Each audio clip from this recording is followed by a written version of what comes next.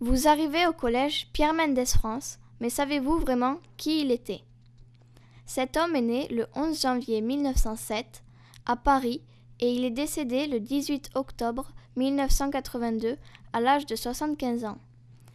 Il est de nationalité française, il a été avocat, ensuite président du Conseil des ministres français et pour finir, ministre des Affaires étrangères. Vous arrivez dans votre nouveau collège que nous allons vous présenter. Et voici les élèves qui vont vous guider.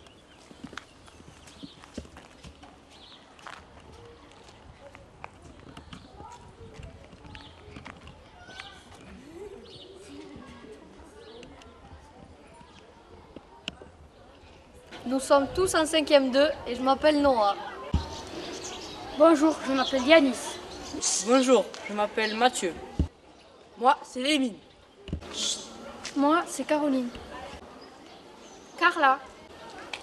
Moi, c'est Manon.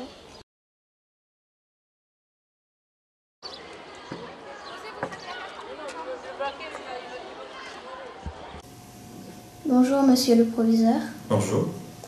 On voudrait savoir quel est votre rôle dans l'établissement. Alors dans l'établissement, donc, je suis le proviseur de la cité scolaire et c'est un peu particulier cette cité scolaire parce que on a 3 établissements. Il y a un collège dont tu fais partie et ensuite on a aussi un lycée général et un lycée professionnel. Il y a 1200 élèves, un peu plus de 1200 élèves qui sont répartis dans ces 3 établissements et il y a un peu plus de 200 adultes qui travaillent dans cet établissement.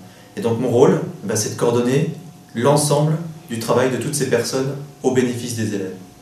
Et donc c'est un gros travail. Je passe beaucoup de temps à rencontrer en réunion notamment toutes ces équipes pour faire en sorte que les élèves réussissent leur scolarité sur cette cité scolaire. Voilà mon travail. Merci. Bonjour monsieur le principal adjoint. Bonjour Caroline. Quel est votre rôle dans le collège? Alors, mon rôle dans le collège, c'est avant tout de diriger le collège en collaboration avec le proviseur, M. Touzane.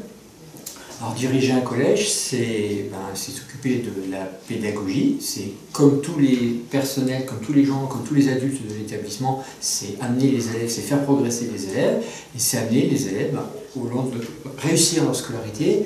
Et si je prends le cadre des élèves en fin de scolarité chez nous, en fin de 3e, c'est permettre aux élèves d'avoir l'orientation qu'ils choisissent pour pouvoir continuer avec réussite en lycée ou en apprentissage. C'est un travail d'organisation, par exemple organiser des examens, organiser les emplois du temps des élèves, c'est un travail de direction des professeurs, c'est-à-dire que lorsque les professeurs proposent des choses, il y a une validation de leur corps d'inspection, mais aussi de moi-même, encore une fois par délégation des pouvoirs de M. Touzane. C'est enfin, parfois, il est vrai, un travail de vie scolaire. Je travaille avec le conseiller principal d'éducation pour tous les problèmes éducatifs et parfois, malheureusement, je suis amené à sanctionner des élèves car c'est la seule personne qui peut sanctionner un élève, c'est un personnel de direction, donc le principal adjoint en ce qui concerne le collège Pierre Mendès France. Quel est le rôle du CPE? Alors, le rôle du CPE, déjà le CPE, c'est le conseiller principal d'éducation.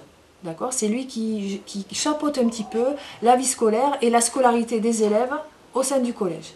Voilà. Et notre première fonction, c'est l'écoute de l'élève, des enseignants, le conseil, tout ça pour améliorer la scolarité. Voilà. On a aussi une fonction de conseil donc pour l'orientation de l'élève. Et quand on a un élève qui vient nous voir, qui est en difficulté au sein de sa classe, au sein de l'établissement ou dans sa famille, en fait, il vient nous confier certaines choses et on peut nous se retourner vers l'AVS, donc qui est la personne qui peut l'apporter de l'aide au sein de l'établissement, vers l'assistante sociale ou vers l'infirmière pour essayer de l'aider à solutionner ses problèmes au sein de la famille aussi. Voilà. C'est la prise en charge globale de l'élève. Voilà la fonction du CPE globalement.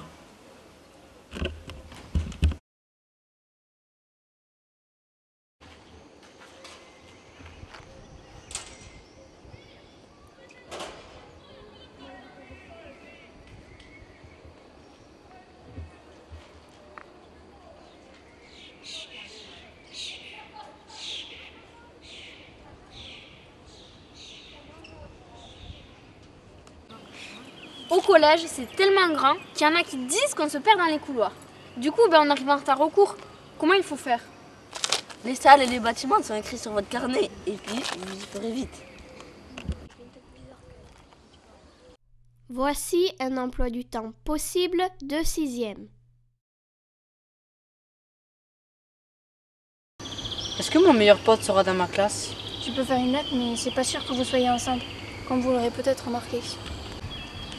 D'ailleurs, dans votre classe, il y aura peut-être quelqu'un que vous n'aimerez pas. On n'est pas obligé de s'entendre avec tout le monde, mais on doit respecter nos camarades pour le bien-être de la classe. Salut! Arrête, casse-toi!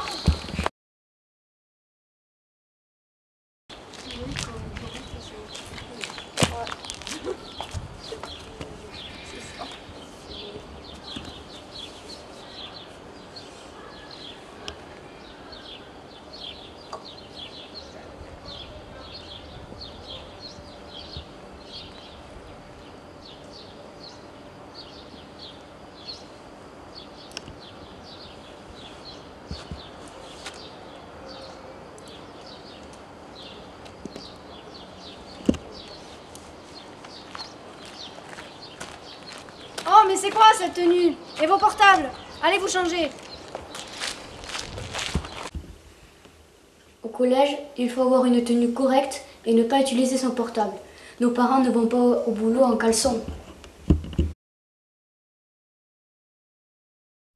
Impeccable, le sac à dos ultra léger et rembourré à l'arrière et au niveau des bretelles. Bonne taille. En bandoulière? Pourquoi pas? Très classe. Assez grand, même si la tendinite du coude vous guette. Très cool, mais très encombrant. Et on peut présager un sacré micmac à l'intérieur. Charmant, vraiment, si on exclut le risque de renversement. Le voici, le bon vieux cartable de mémé Lucienne. Bien trop lourd. Allez, aux oubliettes. Waouh, trop sympa. Mais vos livres, vous les avez laissés sur le trottoir? Les roulettes, c'était parfait pour l'entrée au CP. Mais bien trop d'escaliers vous guettent.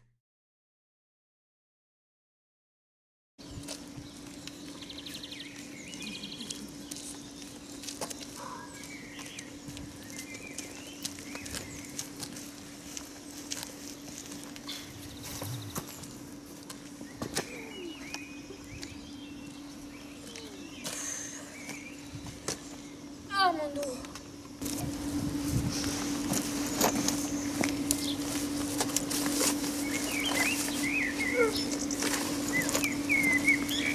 Attendez-moi quand même.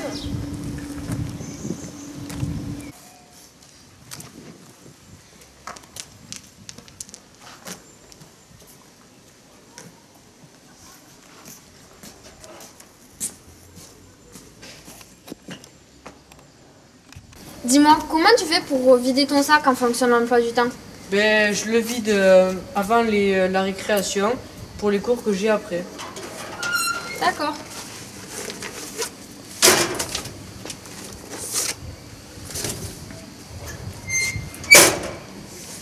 Merci.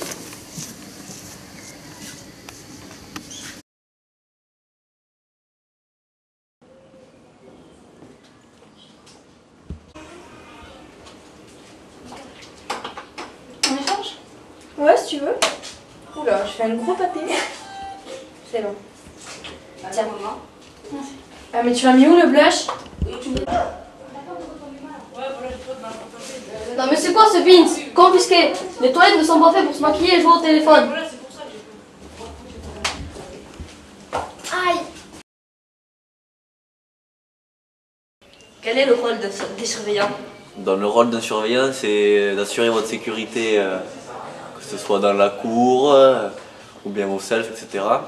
Ensuite, c'est essayer de vous accompagner tout le long de votre parcours scolaire, donc de la 6e à la 3e, que ce soit en études, essayer de faire vos devoirs ou bien dès que vous avez des questions, essayer d'y répondre. Ensuite, on travaille avec le CPE et l'association pour vous suivre tout le long de votre parcours scolaire et essayer de vous améliorer au niveau des études et de vous accompagner à grandir. Voilà.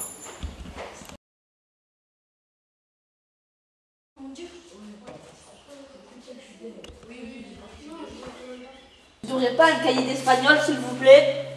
Merci. Tu n'aurais pas un paquet de mouchoirs, s'il te plaît? Un paquet de mouchoirs? Oui, un paquet de mouchoirs. Mais tiens. Merci. Excusez-moi de vous déranger. Vous n'aurez pas un stylo, s'il te plaît?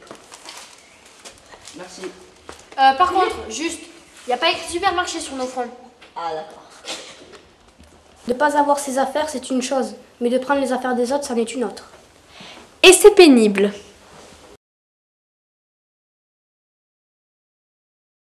Ce qui change au collège, c'est que vous avez un prof pour chaque matière et qu'il faut le vouvoyer.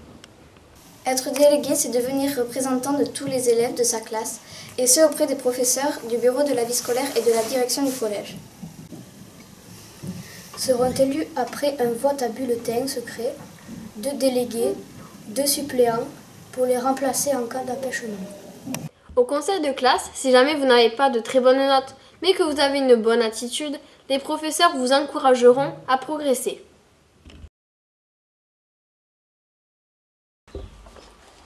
Quel est le rôle du professeur principal?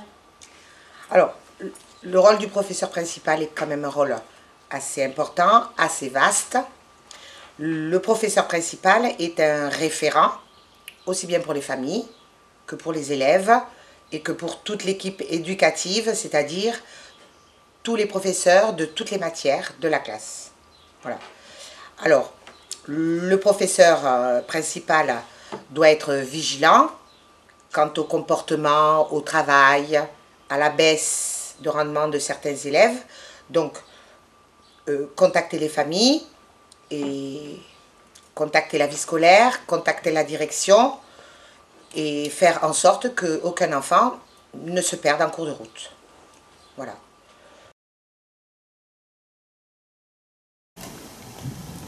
Ne vous inquiétez pas, vous n'aurez pas une montagne de devoirs.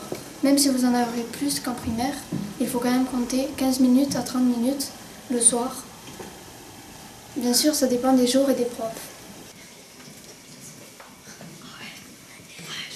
J'ai une tonne de devoirs en français. Ben moi, on me parle pas, c'est en maths. Eh ben moi, j'ai pas de devoirs.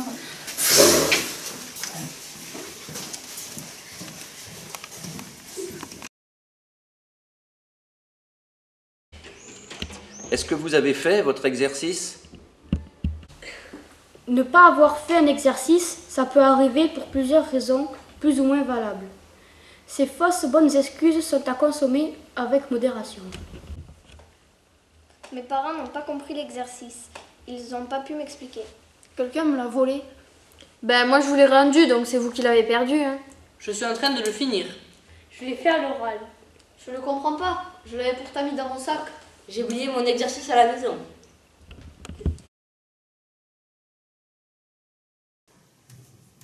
Toujours la majuscule, hein, ou moins? Alors. Oui, Paul. J'ai oublié mon cahier. Maintenant, on va corriger l'exercice. Donc, attrapez tous votre workbook, s'il vous plaît. Oui, Paul. J'ai encore oublié mon cahier, madame. Bon, ça suffit. Maintenant, j'en ai plus que marre. Passe-moi ton carnet, je vais mettre un mot pour tes parents. Faudrait vraiment qu'ils vérifient ton sac, hein.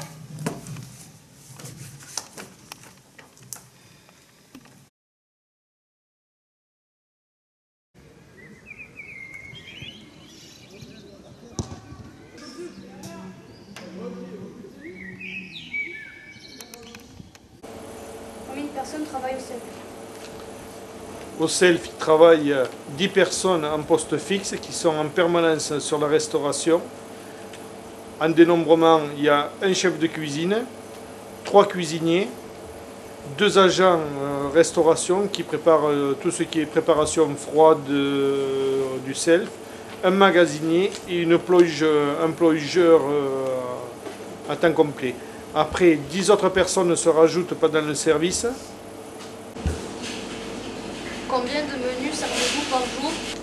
Alors les menus, on sert 2 menus par jour pour 1060 convives le midi et 110 le soir. Comment décidez-vous la composition des menus? Les menus sont décidés par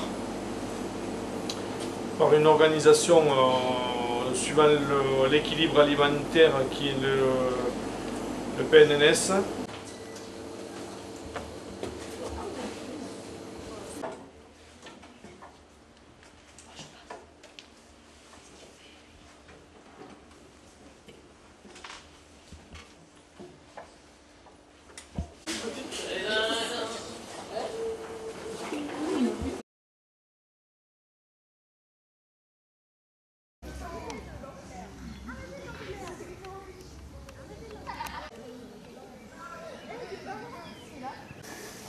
Qu'est-ce que le CDI?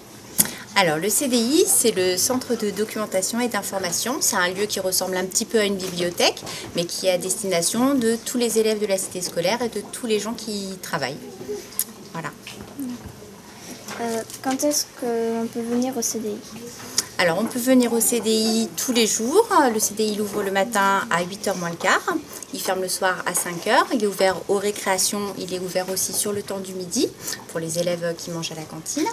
Et on peut venir aussi quand on a un professeur qui est absent ou un trou dans son emploi du temps qui permet de venir passer 1 heure au CDI. D'accord. Comment emprunter les livres et combien de temps? Alors, c'est comme à la bibliothèque, on peut emprunter des livres. On a inscrit par contre directement sur... tous les élèves sont inscrits sur notre base informatique. Et donc on peut emprunter 2 ou 3 livres pour une durée de 15 jours qui sont renouvelables autant de fois que nécessaire que l'élève a besoin. Par contre, il faut rapporter son livre à l'heure, c'est-à-dire au bout des 15 jours, ou alors venir nous prévenir qu'on souhaite l'emprunter plus longtemps. Voilà. Merci.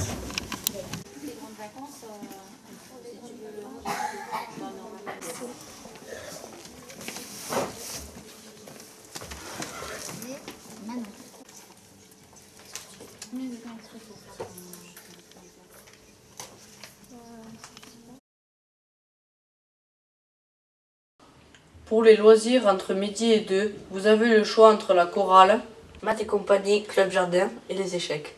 Maintenant, c'est à vous de choisir.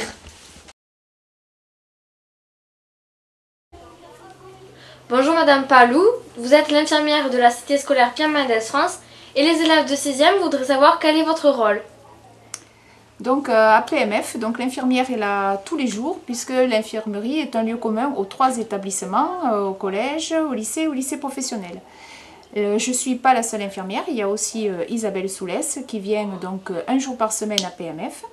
Et le rôle des infirmières scolaires, elles font partie intégrante donc, du personnel d'encadrement des élèves et donc elles participent à la réussite scolaire des élèves. On voudrait aussi savoir, est-ce que vous faites des soins? Alors oui, on est amené donc à prodiguer des soins de base bien sûr. Donc si les élèves se blessent, on peut leur faire des petits pansements. On a aussi des médicaments pour soulager, tels que les maux de tête, les maux de ventre. Mais ça reste limité, c'est pas notre rôle principal. Le rôle principal c'est celui donc par rapport à l'éducation pour la santé et accompagner les élèves pour devenir donc des adultes responsables.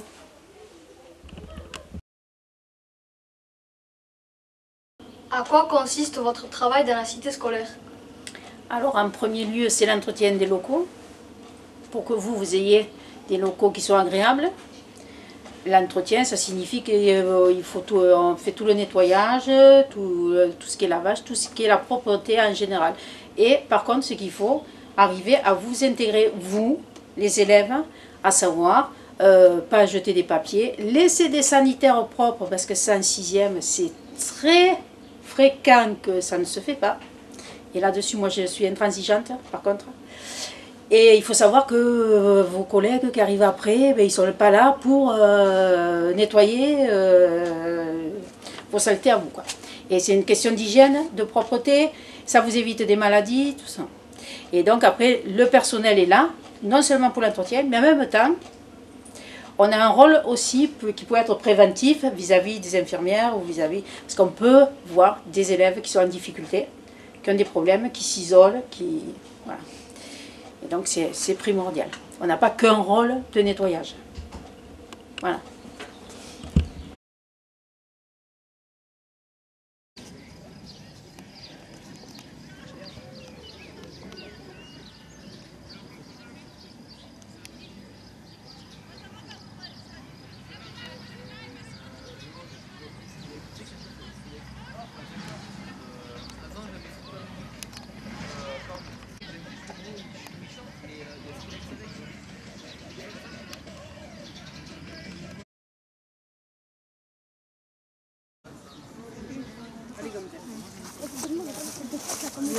Ah, c'est nul!